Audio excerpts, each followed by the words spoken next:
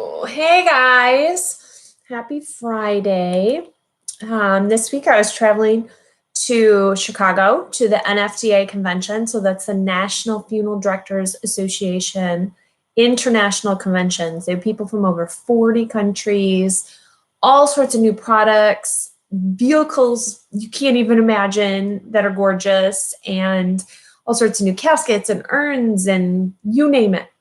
And networking with just some amazing businesses and people, lined up quite a few connects with people to do videos with in the future, like where does the metal go after cremation that's extracted, metal knee joints or hip joints or all of that stuff. Where does it go? So I'm going to be doing a video on that coming up. Really excited. So I love all the new things you can find and connect with. Hey everyone. So I had a lot of questions last week that were left in comments. First, someone was asking me, don't dissuade people from doing organ and tissue donation. I would never dissuade anybody. I think it is the greatest gift you can give by doing a donation and giving after your death in that way. It is so super essential, especially the small percentage of deaths that can actually yield a donation that is life-saving, essentially, that is an organ. It is such a small percentage because the person actually has to be just brain dead, not an actual death, to give a lot of the organs. They have to be viable. And so there's a lot that can be donated after death, don't get me wrong with that, but when you hear about, oh, I need a whole heart and I need a whole liver and I need a whole lung, that kind of donation, it's such a small percentage. So the more people that can donate and that are donors, the larger the chance that the situation can line up correctly. Oh, wow. Chloe's sister's a transplant recipient. Yeah, you just never know. So a lot of questions about, I just went blank, guys. I have a cold this week, like snot fest city. I don't know if it's from staying in a hotel. I feel like you get congested. So my brain's not flying on all its cylinders this morning. A lot of questions on, how do you take care of a burnt body? You would take care of the tissue if there's any tissue left to take care of.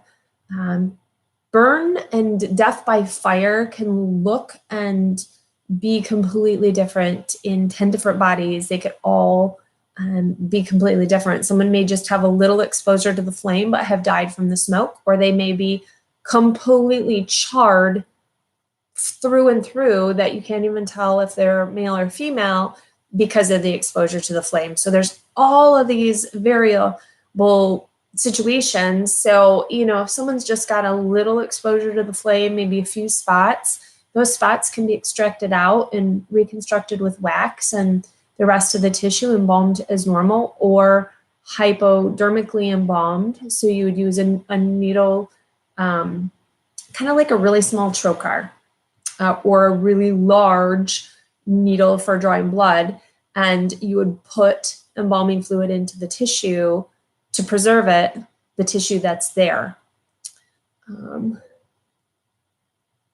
Having pancreatic cancer, can I still be a donor?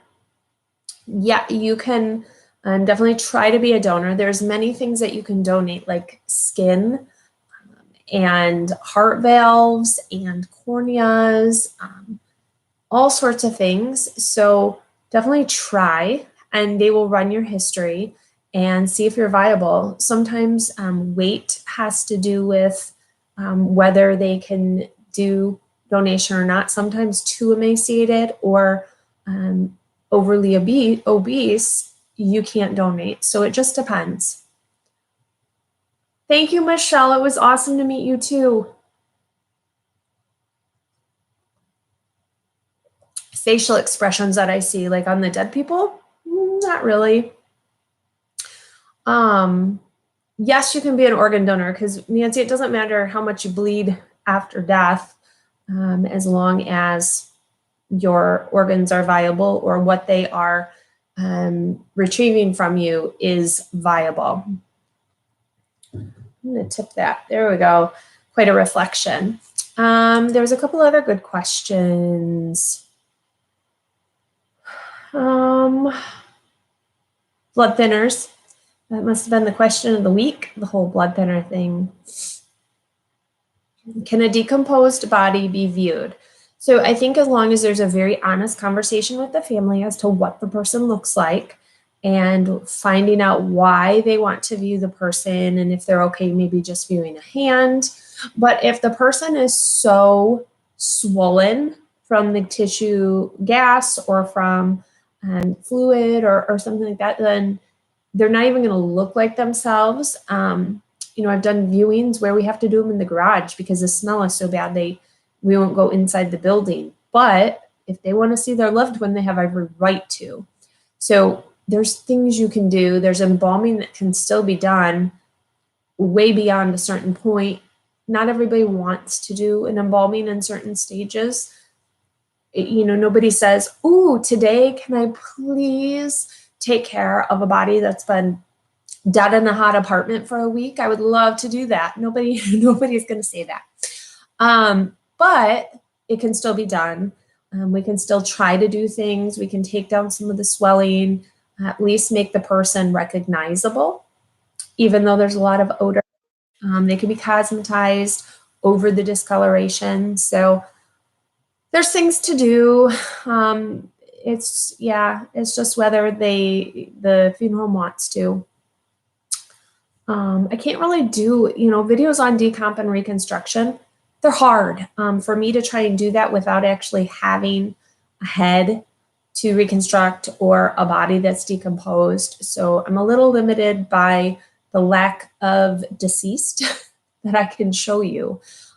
So I try. Do you ask people if they will help you close the casket for the final time?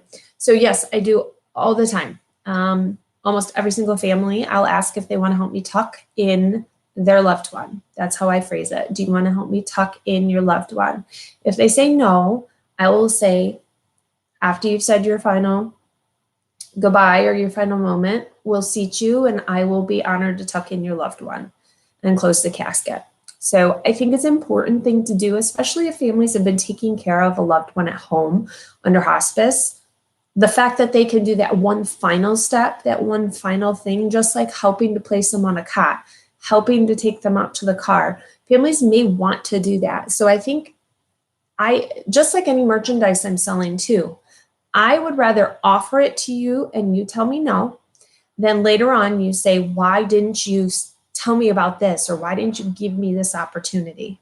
I would rather get the no than the you never knew about it.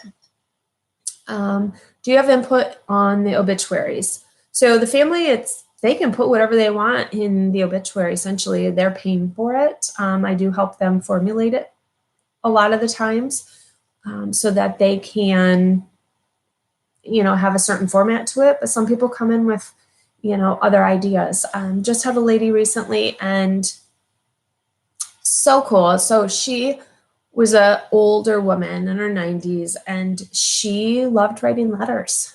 Like that was her thing. Beautiful, beautiful old school letters. And that's how she still communicated with her family and her friends. One of her and her friends still, like 50 years later, once a week had sent letters to each other. Once a week, like amazing. And so as talking with the family, I said, we were talking about kind of the obituary and what they should do. And they talked about maybe we should write a letter. I said, you have to write a letter. I said, how cool would that be that you write it from her vantage point or your vantage point, that saying, that she's died, or her telling you that she's died and, recounting things about her life. I said, it's such a cool idea that if she's known for that you include that in what you're doing. So it was really cool. So,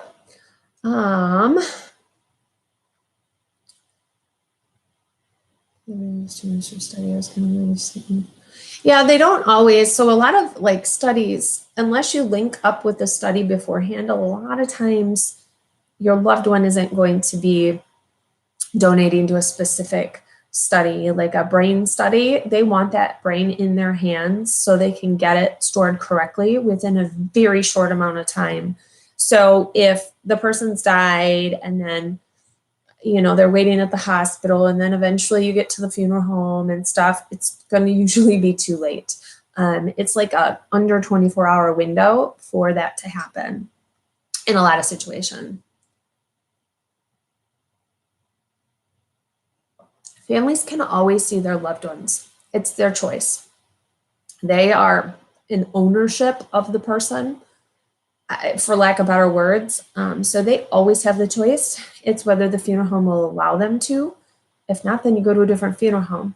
But there's a lot of liability. If I have a really badly burned person in my care and the family wants to see them, and there is nothing recognizable about that person, I'm going to have a really serious conversation with the family as to why they want to see them, and to explain very bluntly but kindly what it is they would be looking at, so that they know. And then they're going to sign a crap ton of paperwork for mental anguish and all this stuff that spells out that they were instructed as to what they were walking into, because that's when it comes back on the funeral home, that they can then say, oh, well, they let me see them and now I'm, I've had a mental breakdown, or I've had this, or I've had that, and then they sue the funeral home.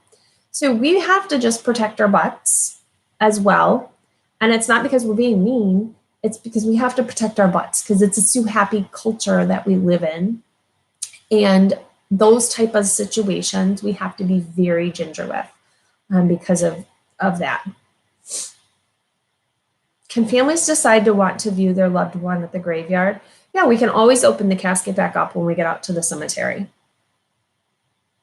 No, I don't take organs out.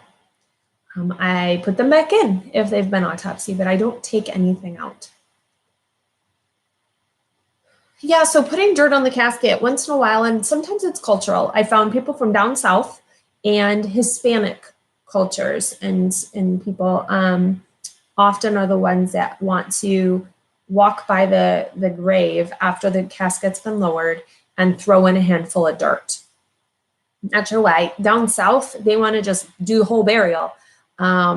So it's kind of these subcultures that I've interacted with, and they're usually the ones that are initiating that type of a moment at the cemetery.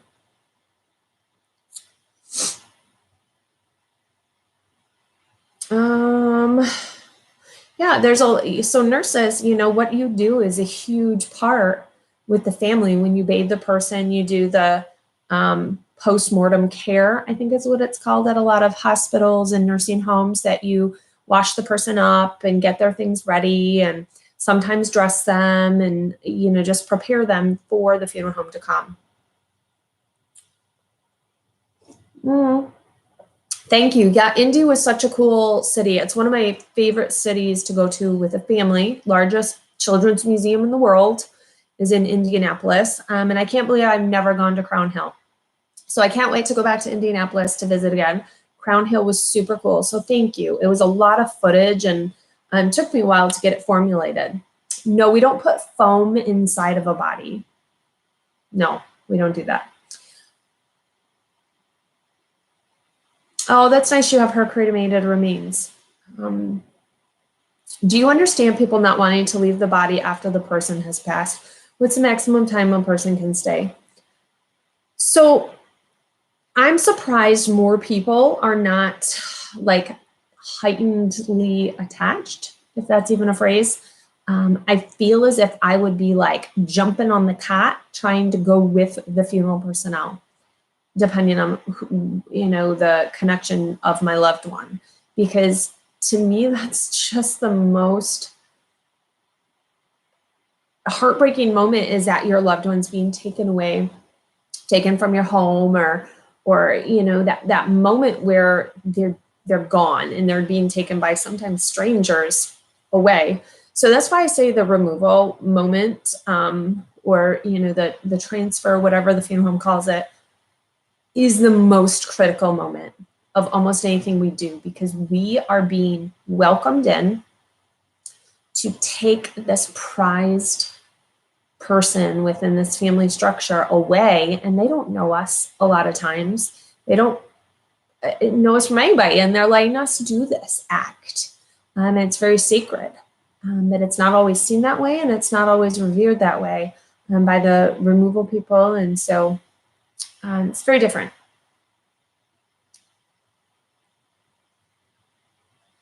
Ryan, my sister passed this summer at the age of 56. She had a massive heart attack on the cardiac cath lab table. The hospital staff performed CPR for 1 hour before she was called.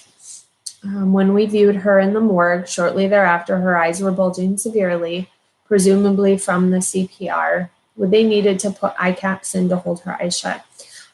So the eye bulge does happen with coronary, events, with heart attacks a lot of times, just because it's just what happens. So not necessarily from the CPR, but from the heart attack. So we do see this. We try and get that reduced down. And then, yes, we would need to use eye caps, regardless of the swelling or not.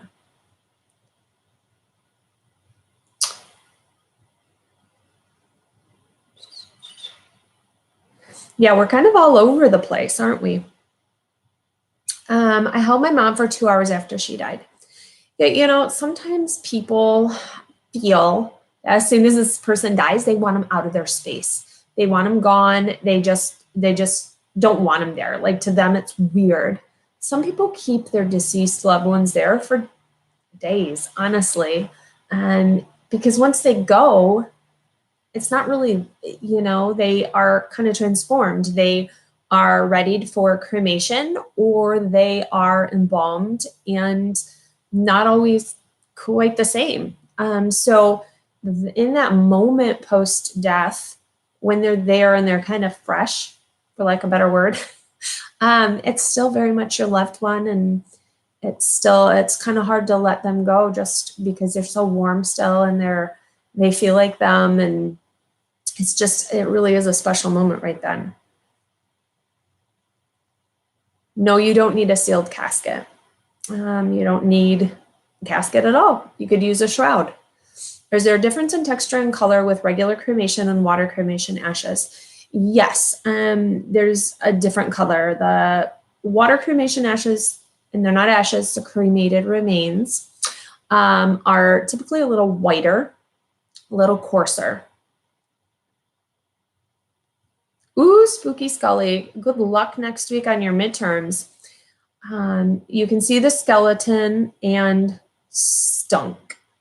I've had bodies that are full skeleton, like a missing person that they then found them a few years later. And so then we buried just the skeleton. In the one case, the mom came in and she took all of the skeletal remains. She laid them out in the casket herself for her daughter, because she wanted to just physically hold her and touch her, and that was all that was left of her. And so that was her moment, and that's what she did. And it was quite beautiful, actually. Many folks nowadays choose to be embalmed and viewed prior to cremation. Must you alter your procedures during cremation for an embalmed body, given the chemicals used? No. It just may take a little longer sometimes. It may just alter the length of time of the cremation. Oh, Brie, I'm so sorry.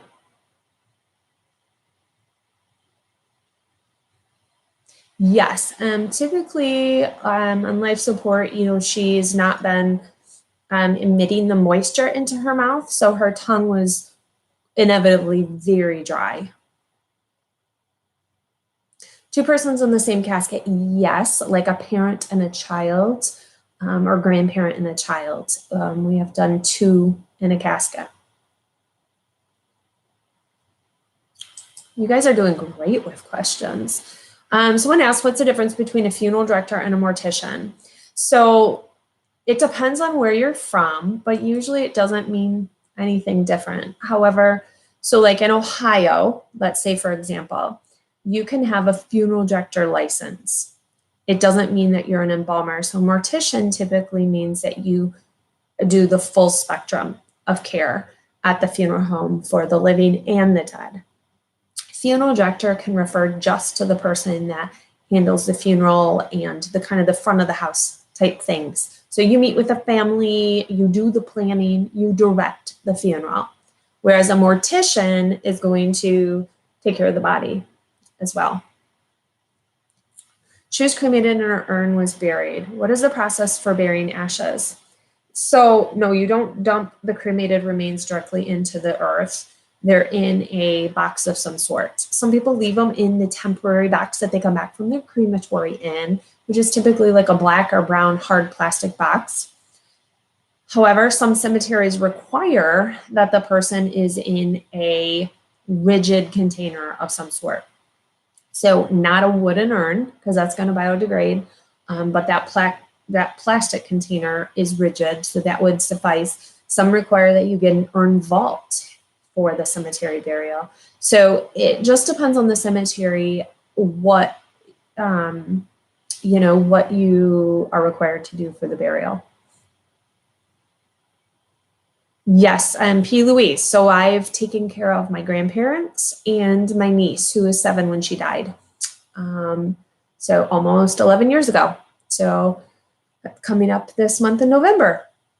You are welcome, Ryan. Yay, Crystal, you got the job. Crystal's been working on getting a job in a funeral home. So, and Michelle, thank you.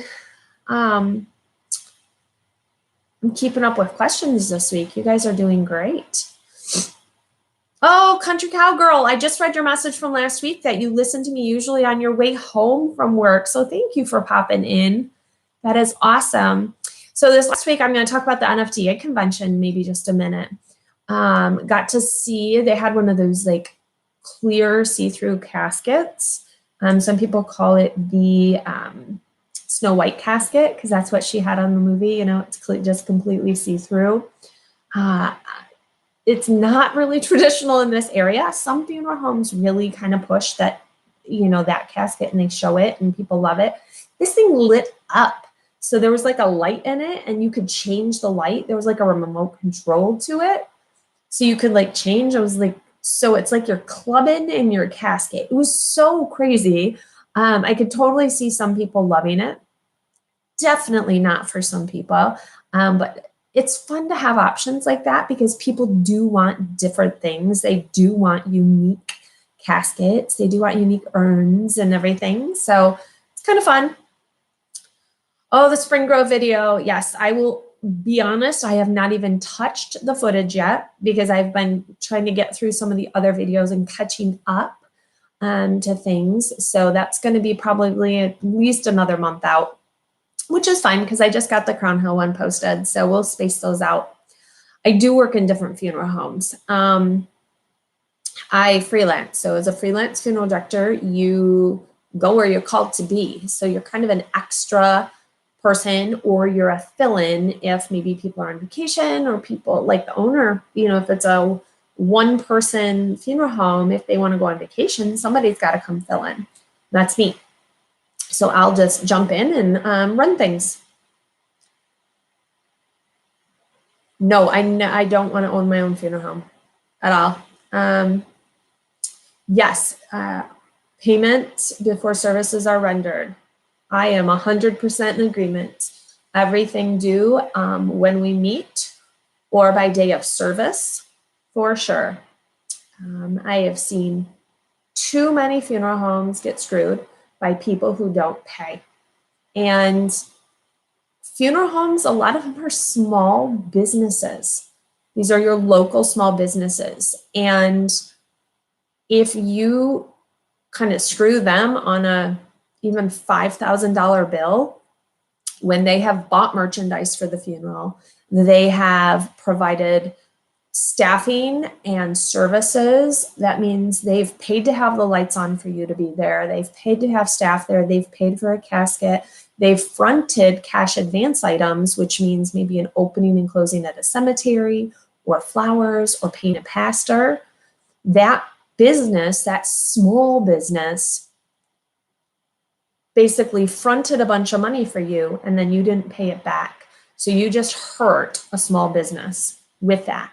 So I am in 100% agreement that that needs to be paid before things happen. I think people think, oh, you have to provide services because you're a funeral home and somebody died. Well, no, because if we don't get paid, we can't provide services for our next person that is paying. So it's not fair to the other people paying for services if we get, people who don't pay their bills at all. So 100% agreement on paying up front. I read on Facebook about a lady who lost her 2 boys, and she mentioned taking them out of their caskets and holding them. You can always do that. I'm a huge proponent. You will find me walking and holding babies if there's babies like up in the visitation rooms. I've gone in and rocked a baby when nobody's around. Like it's a baby. They're kids. Like that's what you would logically do. You find yourself I've stood there talking to a mom before holding her baby because she was done holding. And so I took the baby and we were just standing there talking, and you do the mom rock and you do the back pat, when you're talking, and me and her just looked at each other and we kind of giggled. We're like, it's just ingrained in you to do these actions when you're holding a baby. So you just do them. And I'm not comforting the baby because the baby is dead, but you just do those things. So yes, you can hold babies, you can hold kids. Nauseous from a decaying body. No. Is there a difference in caskets for president and general public? No. The caskets that you see the former presidents and any dignitaries in are just everyday caskets that you can buy at any funeral home. You can get them ordered. Do you think ashes that are shot up in the sky, do they really make it through the atmosphere or just explode in the sky? I think so. You can do, there's where you're shot into the nether sphere or whatever you call it, into outer space. That's one thing that you can do. Or you can be placed in fireworks and shot up. And so there's different ways to go up in air. I don't know the price of the Cinderella casket light thing. I grabbed a brochure from them, so I'm going to try and do a video with them just to find out more, because it is a realm that I have no knowledge of. But it's really interesting. Don't you think? What if you walked in and you could see the whole person laying there, but they're inside something that was lighting up and the colors were changing? I think that would be kind of fun.